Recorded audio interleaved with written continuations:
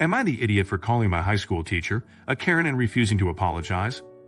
I am a male high school student, age 17, and I work a part-time job. I work every day except Sundays and Mondays. 2 years ago, my mom, a female age 51, abandoned me. I woke up one morning to my aunt banging on my front door, saying that my mom called her and admitted to moving away with her boyfriend. My aunt and I called my mom frantically, and when she finally answered, she told us that she never wanted to be a mom.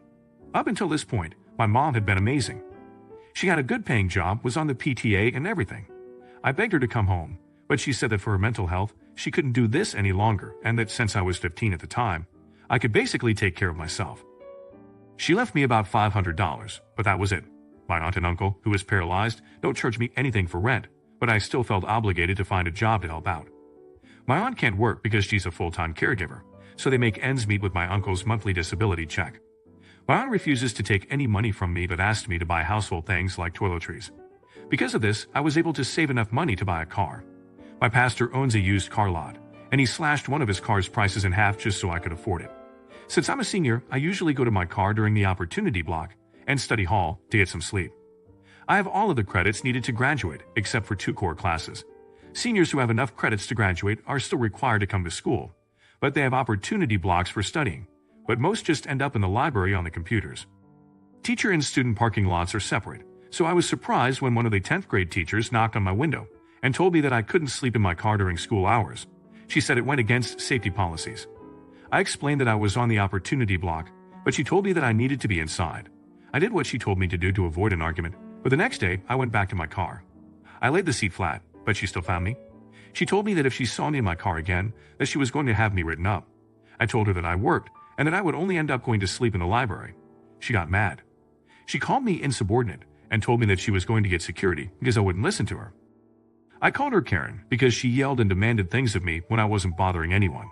I ended up in the office, and the principal said that he was surprised by my attitude but asked me to apologize. I told him no because I had done nothing wrong. He said that if I didn't apologize, I'd be sent to ISS for the week, which is where I am now. Surprisingly, no one called my aunt to tell her what happened. My uncle has a pretty bad bed sore, so she's really stressed about that. So I kept this to myself. I spoke with my pastor. He says he sees where I'm coming from, but still thinks I should apologize, but I refuse. Am I the idiot? You're the idiot.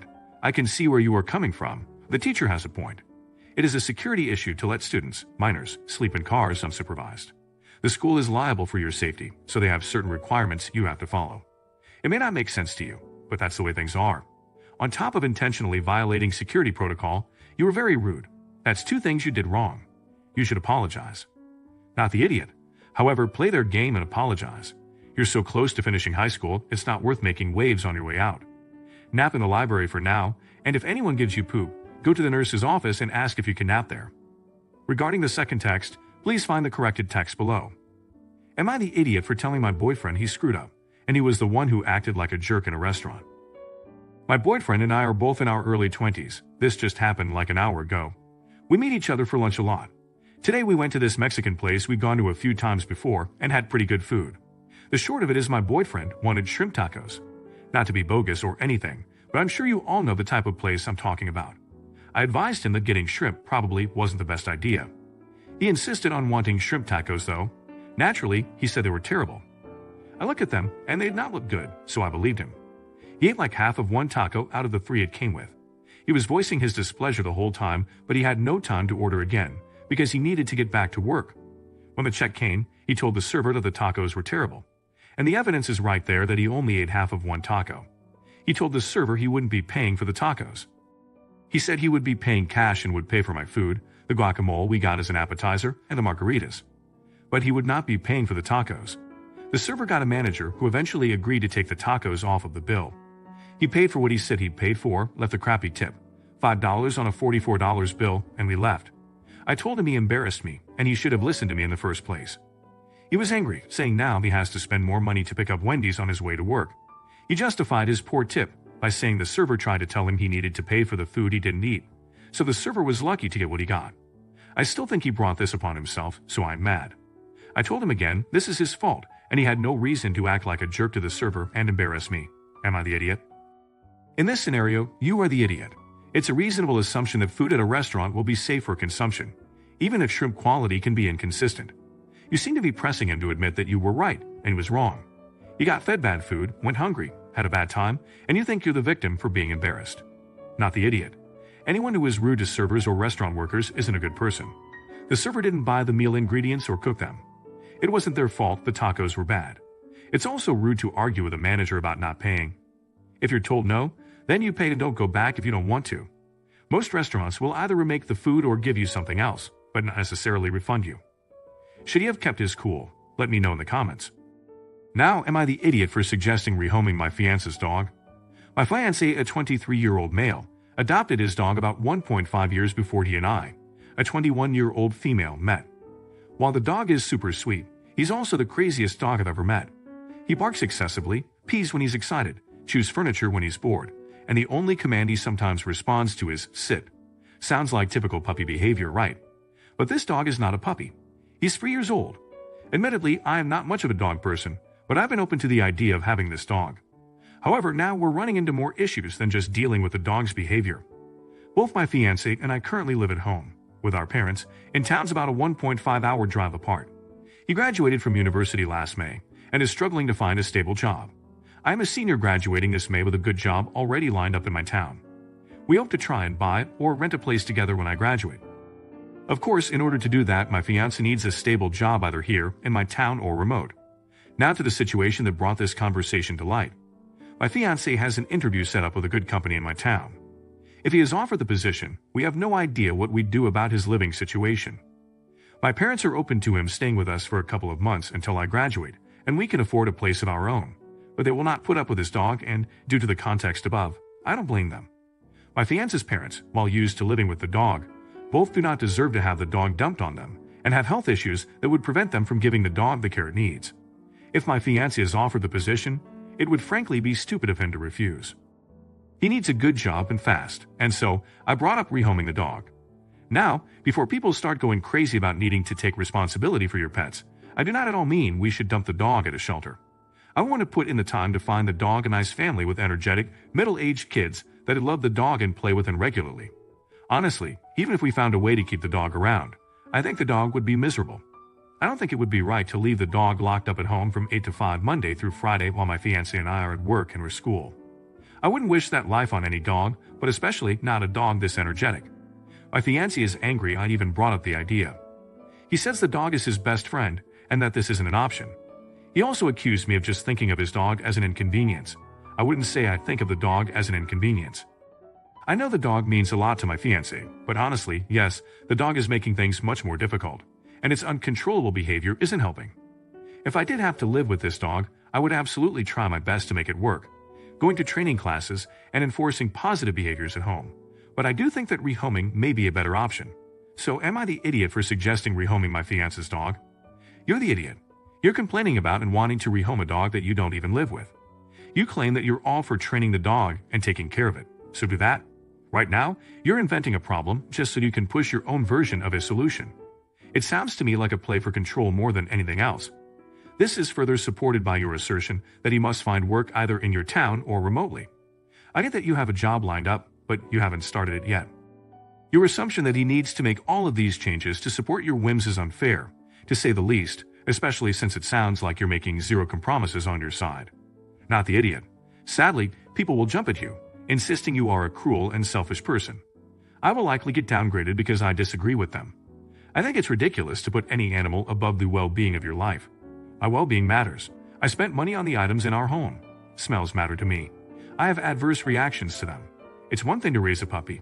It's a completely different thing to deal with a destructive dog. Would you keep the dog? Let me know in the comments. Now, am I the idiot for making a driver give me his insurance after he hit my car? I was driving home from practice today, and my sister was in the passenger seat. I was in a rush to get home. While I was driving, I was in the middle lane out of 3. A person in the lane to my right was trying to switch lanes in front of me, and I wasn't letting them. They had been driving slow, and I didn't feel like letting them in because I was going faster, but their lane was close to ending, and when it did, they'd have to make a turn. There was no car directly behind me. If they wanted to, they could have slowed down even more and switched lanes behind me. They didn't want to do that but were getting impatient since I wasn't letting them in. So they decided to switch lanes anyway and try to scare me into letting them in, even though they knew I was beside them. I didn't budge, and they swept the side of my car and went back to their lane. I slowed down and told my sister to take a picture of their license plate. I rolled down the window and had her signal the driver to pull over. They pulled over, and I told them to give me their insurance. They had scratched up the right side of my car pretty good, as well as the left side of their own car. The driver told me that they wouldn't be able to afford the cost of their insurance rate increasing from the accident and asked me to let it go. I told them I wasn't going to let it go, and that if they couldn't afford to pay for the damages, they shouldn't have caused it. They gave me their insurance info, but they called me a heartless idiot and said I should have just let them switch lanes. I think I'm in the right, and it's their fault for recklessly trying to force me to yield, but my sister thinks I should have just let them change lanes, and I shouldn't have taken their insurance since my parents can afford to pay the damages, although they would be pissed about it. I told her the driver could have been lying to get out of paying, and that they brought it on themselves. We argued over it while I finished the drive home. The argument has stuck with me through the night, so I want to ask here. So let me know, am I the idiot? Edit. I saw someone bring it up, so I just wanted to clarify that when I say I had them give me their insurance, I mean that I went through the normal process for after a crash to have insurance handle it. In my state, you exchange insurance, license, and call the cops. I answered questions from the authorities and gave them my insurance. I let them handle the other driver once they arrived. The process went relatively quickly, and I drove home when they said I could. I shortened it for the post, but I realize it's probably good to clarify this for anyone who is worried about if I went through the proper process. Edit 2. I've seen people bring this up, so I want to clarify it here. The other car was in a turn lane, not a zipper merge. At the end of the lane, you have to make a right turn into a shopping center. Additionally, I've also seen people be confused by my poor phrasing of some things, so I'll try to be clearer about the situation. I was going at a consistent speed of 48 miles per hour. The speed limit is 45. People in my area honk and tailgate if you go the speed limit. It's normal to go 2 to 3 over. Cops in my area don't care unless you're going 5 or more over, so it's typically safer to speed slightly. To my left was the fast lane, where there were cars going well over 50, and I remember being easily passed many times. To my right was the turn-only lane. The right lane doesn't last long. Most of my drive home is 2 lanes, then it splits into 3 for a short time. The third lane is mostly used for people who want to make turns, although some people also use it as a way to go slower. It first begins a little bit before it gives the opportunity to turn onto the highway, then it turns to a church, finally, it turns to the shopping center, and then goes back to 2 lanes. I usually stay in the right lane because the turn to get to my neighborhood and house is from the right lane, so it's easiest to stay in this one lane the whole drive. The person in the turn-only lane was going somewhere between 35 to 40 miles per hour, and must not have realized it was turn-only. I was in the process of passing them when they turned on their turn signal. The front half of my car was aligned with the back half of their car. I hope that I have cleared up some questions. Everyone sucks here. Congratulations on standing your ground and not letting someone whose lane was ending merge in front of you. You ended up with a scratched-up car that your parents will have to pay to fix if it turns out the other driver's insurance lapsed or was canceled. Maybe one day, when you're more mature and mom and dad don't pay your body shop bills, you'll try harder to avoid accidents. Not the idiot. It's on the merger to find a place to merge into, so they're an idiot for hitting your car anyway. They're also an idiot for trying to keep this stuff off record, as depending on who you have insurance with, all of this has to be reported to the police anyway. Was this his fault? Let me know in the comments. Now, am I the idiot for making fun of my father for crying while watching the movie Up? My dad likes to bother me for having childish interests. I collect Lego, watch animated movies, date people who are into cosplay like I am, etc. Yes, I do all that stuff. I'm also 35 with a career, and I own my own home, well, me in the bank for now. I played a fairly rough sport at an intercollegiate level. I am pretty comfortable with my masculinity, and find his lack of understanding more amusing than hurtful. I was over at his place with my girlfriend, and we were talking about Netflix because he uses my account, and they are getting finicky about it. I said that Disney Plus was still okay to use, and he started in on me for watching kids shows. He and my mom watch old TV shows and nature shows on it. He is an ass, so he asked my girlfriend if I did cosplay as a girl. She is not as used to him as I am, and I had to move the conversation along before she started something. So I convinced him to watch a movie with us so I could show him why I enjoyed the movies. I chose up. He would not shut up during the beginning when the kids met, but he was intent during the part with no dialogue. He and my mom were both crying at the end when the old guy was sitting alone on the steps to his house. I paused it and asked him if he needed a hanky. He called me an idiot and got up and left.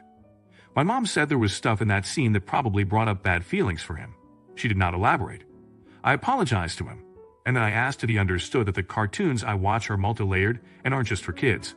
He said he understood, but he is still upset that I mocked him for crying. He has had no problem belittling me for my choices for over 20 years, but he is bothered because I made fun of his emotions. Am I the idiot? You're the idiot. You have the win. You showed your dad that animated films are amazing art when they are at their best, and then you stooped to his level. You did the toxic masculinity thing and mocked a man for showing emotions. That's your father, and he had a breakthrough that you could have cherished and used as a bonding experience, and you threw it away. Be better. Not the idiot. A dose of his own medicine. Definitely food for thought. Maybe take him out for a beer and ask him how he feels, if it changed how he thought. Say you're sorry again for the jab, but give him the opportunity to deal with the situation as a teen with you, to grow with you in a way a man of his generation would understand. Beer for sure. Should the son have held back? Let me know in the comments. Thanks for watching. If you want more fun stories, like and subscribe.